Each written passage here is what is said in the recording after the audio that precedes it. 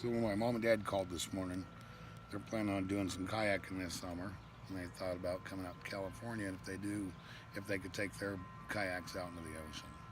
So I told them absolutely. They saw pictures of mine and they saw different stuff I'd done to it. And my mom asked me to do a little FYI video. I hate DIY videos because what works for me isn't necessarily going to be the best thing for you.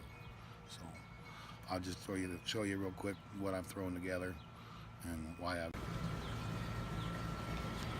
All right, it's July 1st and it's about 102 in the shade. So you guys are gonna have to deal with all those shadows. But what I have here is my Ocean Kayak Malibu 2 XL. It's a little over 13 feet long. It's 34.5 inches wide, and it has a rudder built into the base of it. I'll turn it over in a minute so you can see. But I launched this thing out of the surf, so it's important for me that everything is tethered or secured and easy to get to when I need it. So I'll go through all that stuff for you in just a second. All right, so I know I'm going rock fishing in the ocean on this trip, and I'm not taking a passenger, so I'm going to get rid of the seat for a passenger, and I'm going to get rid of one of these PFDs. I'm going to get rid of this one, even though it's Coast Guard approved. It's not made for impacts. It doesn't have a lot of coverage from the weather, and it's got a lot of stuff that can hang up on stuff. I prefer this guy right here. This is a better PFD for the ocean. It offers more thermal protection, and it's a compression style PFD with the zipper on it, so it holds tight. There's not a lot of stuff you can snag on. I got another little PFD here. It's for my cell phone. My cell phone fits in here with the OtterBox on it, and I put a little rape whistle on it for safety. Put it on this so I don't have a whole bunch of tethers with my hat and with my phone tether. This one I have drawn up tight to my neck. I can still move my phone around. I can even put it under the water, get underwater video if I wanted to. When I'm not using this, I stuff it down in here, and then it's not in the way when I'm paddling. All right, since it's just me today, I got rid of all the extra stuff, the extra seat, extra poles, extra paddle. You're required to have a 16-inch net. I've done this stuff underneath that bungee. I have a bag in there for fish if I catch any. I have my paddle. My paddle is tethered here in case I lose it in the surf, and stepped under those tethers under here again. And then I have my pole mounted to a pole holder back here on the right side. Since I'm left-handed, I like to get on the left side of the boat. I'll push it into the surf to about between knee deep and waist deep, and then climb in. And I can pull that paddle around to the side and start getting further out away from the surf.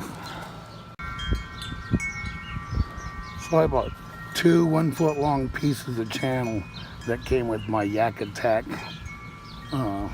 fishing ball holder, my Zuka tube, and I cut it into pieces so I could have it in each position for each seat, depending on how many people are fishing. These are cool. They have a little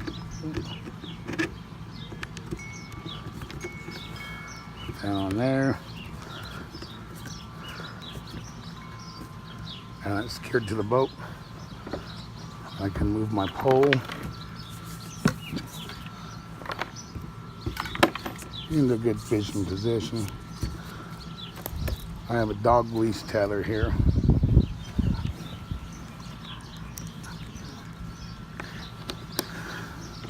That way we don't lose the pole.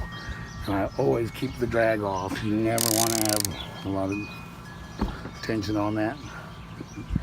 You'll have a big fish pull you right in if you do. So another cool thing about that channel is that little bolt right there. You go to the hardware store and get the bolts that your toilet is held to the floor with, and they fit in that channel perfectly. So if you want to make an attachment for your boat, either for a fish finder or extra paddle holder or a GoPro mount, then You can put just about anything on this thing with those channels. Alright, my phone's overheating, so I got to step this up a little bit. So I like to wear these Delta 5 scuba boots. I got protection from fish flopping around up there. They keep my feet nice and warm. Give me a cool tan line. And you ain't gonna get no bugs or critters in there if you're wearing them right.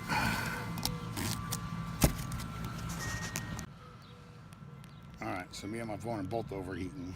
I moved into the shade a little bit, but you gotta see this box. I love this box. Took the bottom of the milk carton and I cut it off so that I could have the stackable part on top of the bottom unit. Put some bungees on it on the front, and on the back I got zip ties and bungees so that it folds open and closes like that. And then I can secure it like this, so if it does tip over, everything in there is staying in there. You're supposed to have something to measure with. Tethered. It's where I keep my bait and my good stuff in the secure box. Now, that's not the watertight piece of Tupperware that I would normally wear, but my wife is probably going to see this, so, for video purposes. So, I keep a couple waters in here for me and my bait. You don't want to leave anything out in that top, one, because it'll blow out, and seagulls are pretty damn smart. They'll get your stuff. So, also, I'm turned sideways in my boat right now. I can't turn my phone around. In the water, I can do this comfortably and not fall out, but I've also made sure that I keep the stuff light enough that I can reach around with one hand and get to whatever I want to, and then rehook these once I get it out.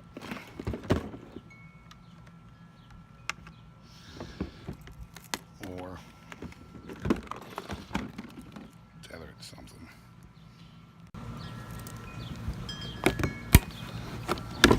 Alright, so we're at the sweet spot and it's time to go fishing.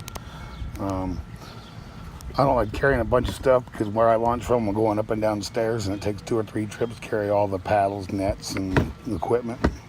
So I just keep this box light.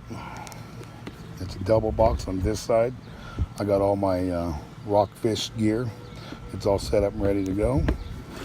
And then on this side, I have all my swim bait stuff.